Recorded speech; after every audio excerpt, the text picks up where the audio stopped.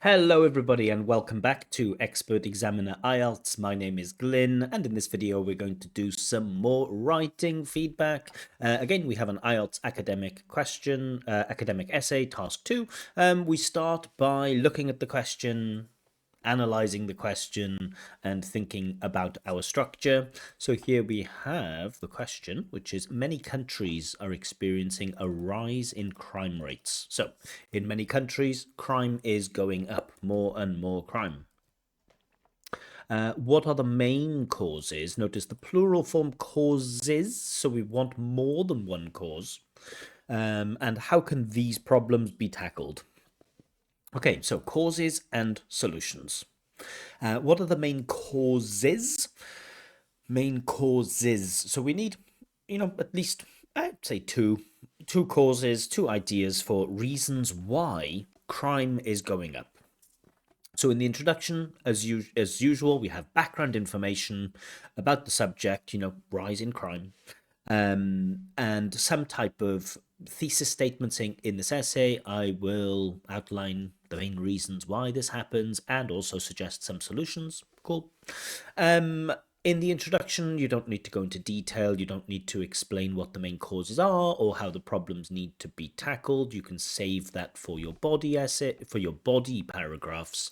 Body paragraph 1, of course, will answer question 1. So you jump straight in with like one main cause is da da da da da and explain it. A second main cause is da da da da da and explain it. Great. Body paragraph 2, how can these problems be tackled? You might suggest one thing. I think it's probably a good idea to have two solutions. It just seems balanced, right? Two main causes, two solutions. And again, you don't need to jump around with any random language here. You can just start body paragraph 2 with one way to solve these problems is to da da da da da. How will this help? Explain. Another way might be to da da da da da. How will this help? Done. Easy. Then in the conclusion, you have a quick summary of your main ideas, quick summary of the causes, quick summary of the solutions, and I think some type of reflective comment or call to action, like something that governments should do in the near future, or what might happen if they don't do this, or something like that. Cool. Let's see if that's what the candidate gives us. 4 paragraphs is absolutely normal here. Of course, there's no 100% absolute right number of paragraphs. I think 4 is better, but some people might choose to write more. Some people might choose to write 6 paragraphs, conclusion, one short paragraph on cause 1, one short paragraph on cause 2, and then maybe a paragraph on the solutions. So, that variety is possible, but I think 4 paragraphs is fine here. Let's see what the candidate has. First of all, seems 4 paragraphs. 1, 2, 3, 4. Ooh, that body paragraph is long. That does seem long. That's more than 100 words, isn't it? 171 words for a body paragraph. So what's the total number of words that the candidate has? First bit of feedback without reading a word. You have 350 words. The task says that you should write at least 250 words. The golden zone for me is, 280 words, 290 words. For me, the ceiling is 300 words. If you have 301 words, I'm not going to cry. But if you have 350 words, if you were my student, I would not check this work. I would give this work back to you and say, nope, edit it, make sure that it's, 300 words or fewer, and then do it again. Because this is the first thing you have to get right as a student is writing 4 paragraphs and keeping to a reasonable word limit.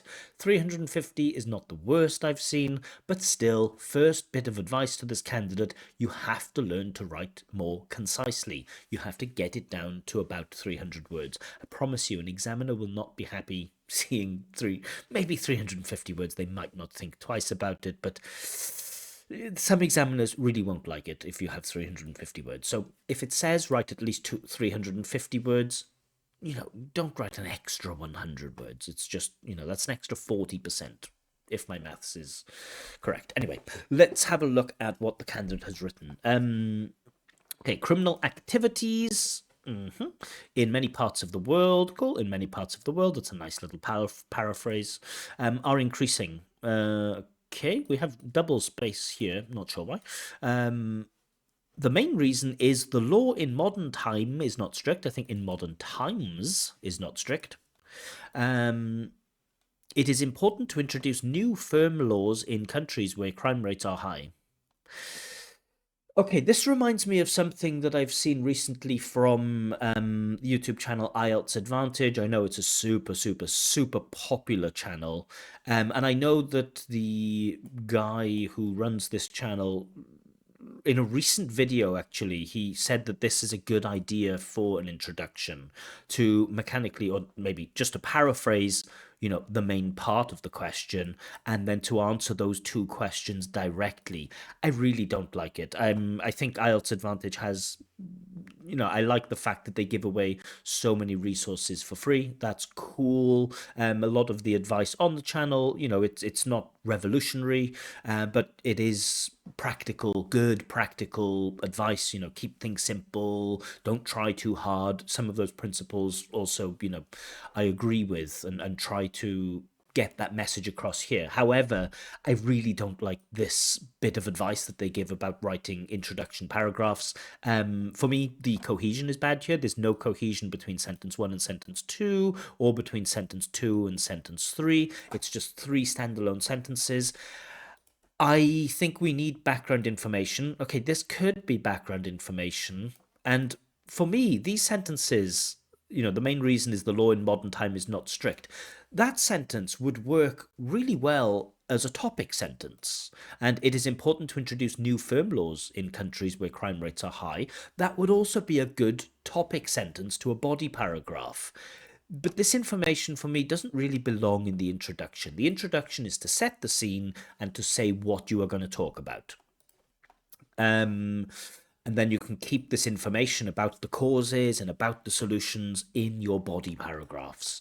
Yeah, so for me, the introduction isn't great. But, okay, it gives background information about the kind of background information about the main subject. Cool.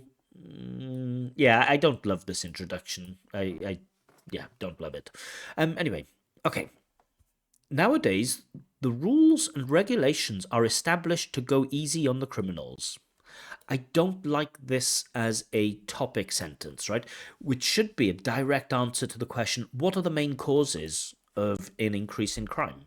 And so we start with one main reason why crime is increasing is that da da da da da.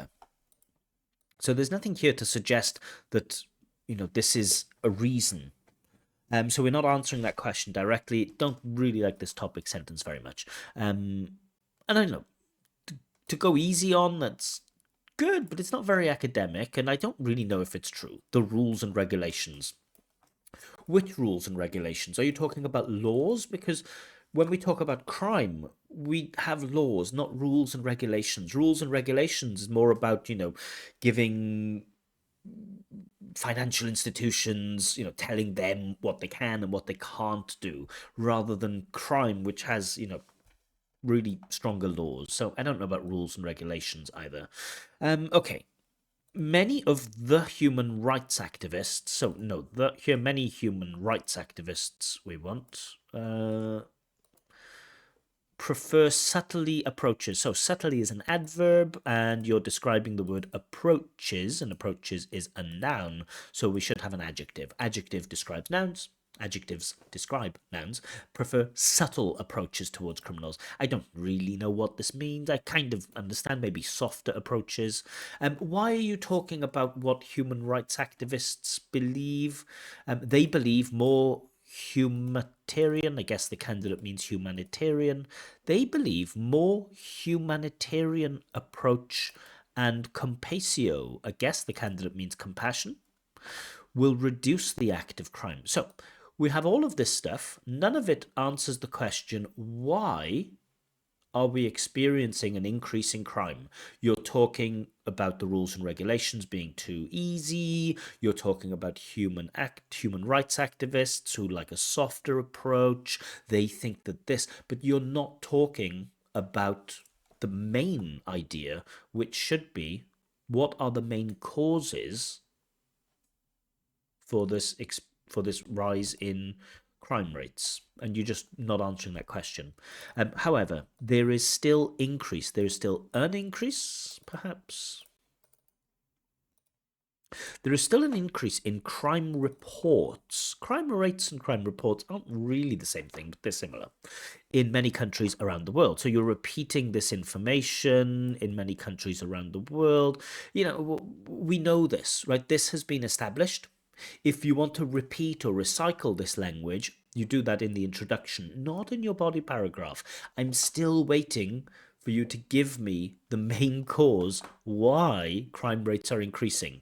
And now we are up to here, and still, this is halfway through your body paragraph. Still, I am not informed about why, in your opinion, crime rates are increasing. I could guess that maybe you think that crime rates are increasing because the laws are not strong enough or not strict enough, based on what you write here, but it's not explicitly stated in any of this. But okay. And because of such mindset, I think such a mindset is okay. Such a mindset or such mindset, it's okay. Such of lawmakers, such a mindset. Such a mindset of lawmakers. Because of such a mindset of lawmakers, it sounds strange. Um, and we certainly should have a comma here.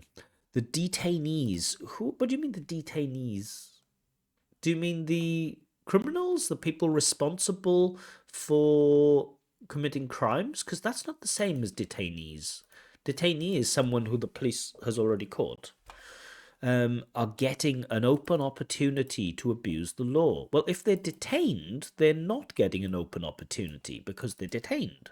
So this is a contradiction here, a logical contradiction. They can't be both detainees and have an open opportunity to abuse the law. To abuse the law in their favor, we should have a comma here. Knowing the punishment will not be severe and they will get less jail time and free meals in prison. Okay, so there is underlying coherence here. So the underlying coherence is that laws are not strong enough. But we need not underlying coherence, right? Underlying coherence is for band 5. You need explicit. You need to tell me in clear words in this body paragraph one reason why crime is increasing is that laws are not strict enough. You have it in the introduction, but I really want it in this body paragraph. Anyway, in many countries, the living standards. Standard maybe is okay, but living standards is certainly more common. The living standards of prisoners is better than the lower class hard-working man. I don't know about this gendered language of man, and I really don't know if that's true, that the living standards of prisoners is better than lower class. Maybe, I don't know, in many countries is that true? I wouldn't think so. Um, you know, yeah, I highly doubt that. So another problem we have here, we are looking for the main causes, plural, but we only really get one cause, which is the laws are not strict enough.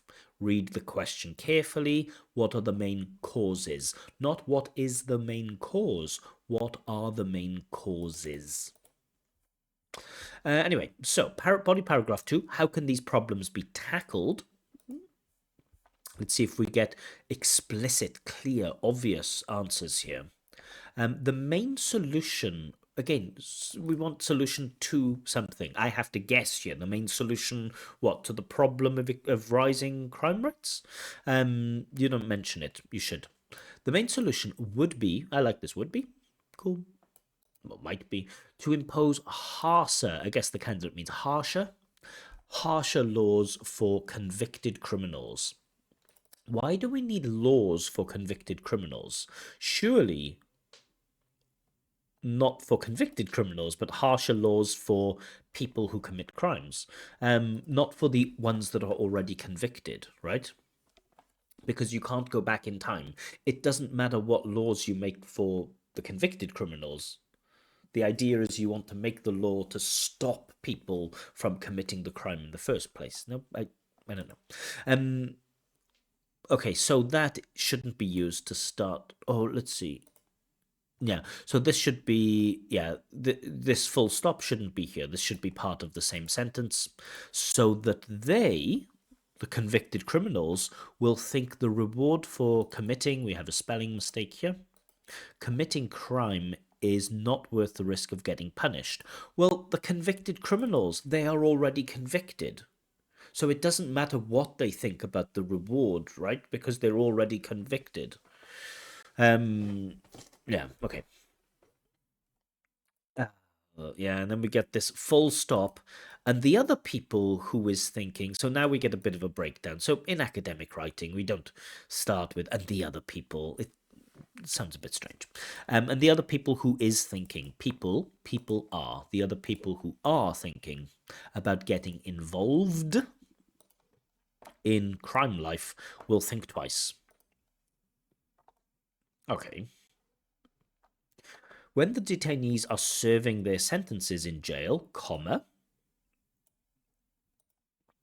So remember when we grammar when we start with these subordinating clauses like if clauses or when clauses or because clauses or after clauses or before clauses, we put a comma and then the second clause.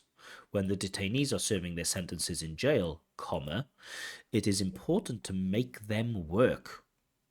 Okay, you're talking about what might be useful for society, but that isn't a solution to the problem of increased crime rates. Rather than spending their time in cells doing nothing productive, so when they get released they can still have the habit to work and it will be easy for them to find an honest work once they are back in society. This question is too long, it is too complex. Look at how long this sentence is. um, yeah, you have to break that up. You have to break that up. For instance, in America, sorry, I'm here. In America, many prisoners work as firefighters. Is that true? At a lower salary. I don't know if prisoners work as firefighters. I find that difficult to believe. I find it difficult to believe that they would allow prisoners to, leave their cells to put out fires. Don't know if that's true. I know some people certainly have like they make the prisoners do some work like community work or digging holes or something like this. Um, I don't see how that really is a solution to the problem of increasing crime rates. Sure, you can argue that it's good to make use of these people so that they can, give something back to society after taking away from it. Sure, maybe you could make that argument. I still think, slavery is bad. Um, but that isn't a solution to the problem of increasing crime rates. Um, okay, it helps them to make an honest living. Again, you're talking about the benefits for the people in prison, but that's not what the task wants you to do. The task wants you to talk about solutions to solve the increased crime rate and have some money with them when they are free, and they can use their specific sets of skills to get a job as as firefighter. Okay. This program does not ensure a job, however. Again, you're just talking in too much detail. It's fine to use the firefighter example, but you seem so fixed on this idea of firefighters, right? They can use their job to get a skill as a firefighter, but this program does not ensure a job, but it will give them a better chance of landing a job. So really, none of this, you have the main idea to impose harsher laws, not for convicted criminals, but it should be for, harsher laws uh, for committing crimes, perhaps. So you have that main idea, but then everything else from here right to the end, so that is how many words? You have 125 words, which should be half the length of the whole essay, which is completely off topic. Well, not completely off topic, but it's, not directly on topic. None of this none of this explains what the solution is, how we stop crime from rising. Maybe I could make the sense that it stops criminals when they are released from recommitting if they have skills. Maybe it is kind of connected there, but for me, it's too far away from the main subject. But okay. To conclude, weaker laws can make people more comfortable in committing crimes, comfortable maybe with committing crimes. Laws, perhaps. Laws are meant to be strict to prevent people from falling, to prevent people from falling into the world of crimes and be an example for others. Laws are meant to be strict to prevent people from falling into the world of crimes and be an example for other criminals. So, and B should be are meant to. So laws are meant to be an example for other criminals. That just doesn't make sense to me at all. Laws are meant to be an example for other criminals. I don't know. Yeah, I don't know what that means. Okay. Let's get into some marks. So task response. For me, 5 for task response. I understand from your introduction your main ideas, but there's so much off topic, so much which is loose, and also you don't talk about the main causes, you only give one cause, so there's certainly a lot lacking here. But quite easy to fix this problem. Read the question carefully, understand how to write an introduction, and learn how to stay on topic, just with like topic sentence with the main idea, explanation of the main idea. Yeah, don't go off topic, read the question carefully, learn how to write a more useful introduction. Uh, Coherence and cohesion, I think this is decent enough. So you are off topic in some parts, and sometimes there's only underlying coherence where it's like, I guess that's what you mean. But the coherence in the second one, the second body paragraph, it is clear you are a little bit off topic, but you use good paragraph structure. I don't love your introduction. I don't love your conclusion, but there is an attempted summary. But the way that you express your ideas is okay. Some of the sentences are a little bit long, like I mentioned. This one, too long, should be broken up. But for me, you have enough coherence and cohesion for a 6. Grammatical range and accuracy, I can't give more than a 6, but I will give a 6. I think there are lots of problems with singular and plurals. You also don't get the full verb pattern, like to prevent somebody from doing something. You don't know that construction, it seems. Bit of a problem with how we use connectives or discourse markers or conjunctions or linking words, things like this. You have a problem with the grammar of it, with the punctuation of it.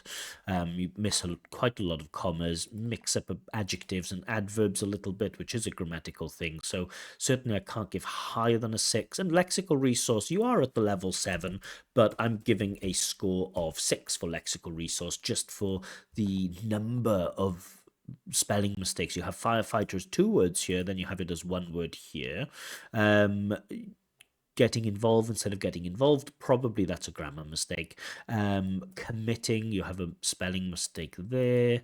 Harsher, you have a spelling mistake there. You might think it's a typo, but it's not my fault if you make typos. You need to check that work. You use words like detainees a little bit incorrectly because we're not talking about detainees. You use compasio instead of compassion, humanitarian instead of humanitarian. So, quite a few spelling mistakes there, and they are noticeable. But I think your vocab, the amount of vocab you have in your brain is probably enough for a 7, but in this writing, it's a 6. Now, this gives you a score of 5.5 overall. In the real test, I expect you to get a 6, maybe even a 6.5. If you can get that task response up to a 6 or a 7, just learning how to stay on topic, learning how to write an introduction, a topic sentence, and explaining from that topic sentence, you should push for a 7. I think all well-trained IELTS candidates really should push for a 7 with task response for their essays. And I think you probably have enough lexical resource for a 7 too. So, you could, in the real test, you could get 6.5. I don't see you getting a 7. I think, the grammatical mistakes, you're probably not going to fix the grammar in time to get to a 7. I just don't think you have that grammar there. Yeah, so your potential in the real IELTS test, probably 6.0 or 6.5. But for me, this piece of writing overall is 5.5, which puts you at the lowest end of upper intermediate B2. Not terrible, but I think, your English is better than 5.5. If I had to judge your English level, I'd say your English level is probably high upper intermediate, but just judging this essay, it comes out as low upper intermediate according to the criteria. Excuse me. Anyway, so I hope you enjoyed this breakdown of this candidate's writing. If you have any questions or comments, please do feel free to let me know. If you'd like your own writing check with IELTS tasks, or if you'd like me to give you a free IELTS speaking test with lots of useful feedback, you can request this on my Telegram channel, Expert Examiner. A link to this Telegram channel is given below. It's nice to do this without headphones. I can hear myself. Anyway, have a wonderful evening. See you all very, very soon. But for now, bye-bye.